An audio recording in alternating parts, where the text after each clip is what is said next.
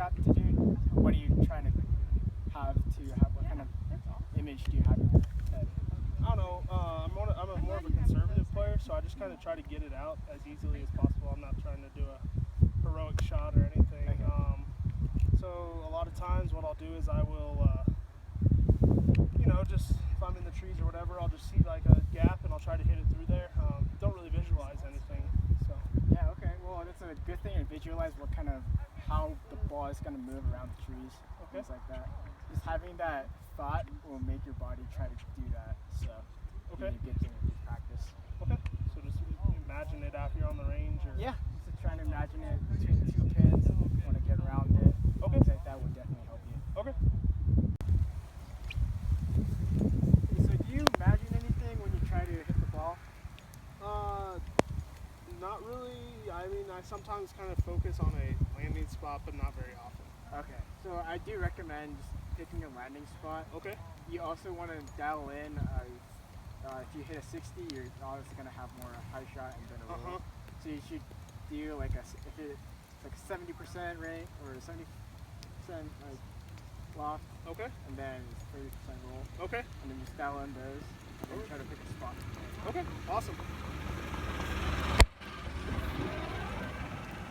So do you have any pre-shot routines or things you think about before you hit a bunker shot?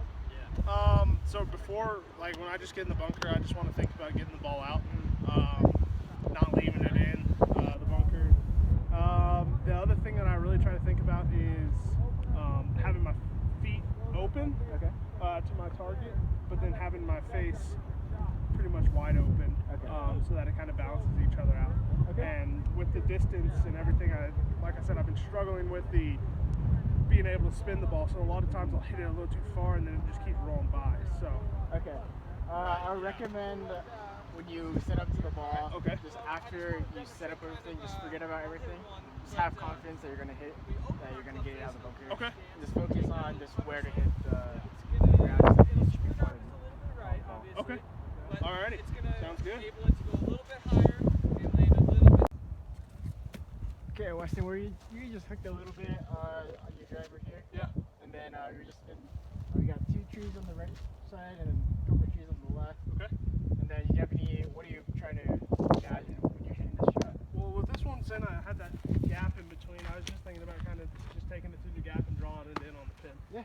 Good.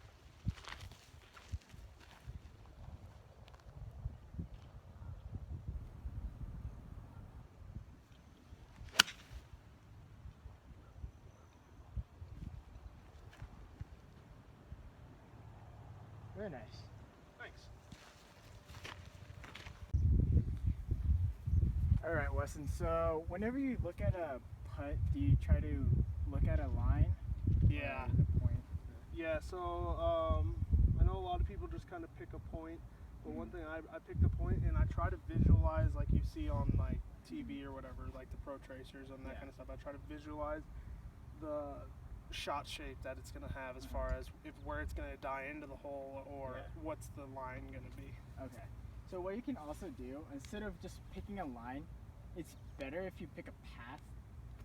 It builds confidence that way.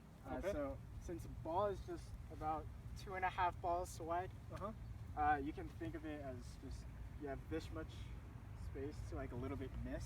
Instead of like walking on a tightrope, you have a path like a 2x4 that you can walk on. Yeah, so that way you can just like have like a lot more relief and not much more stress on when you're putting. Oh, okay. So you're saying you're gonna have a little bit more room to miss if you're. Yeah. Okay. That's good. Yeah.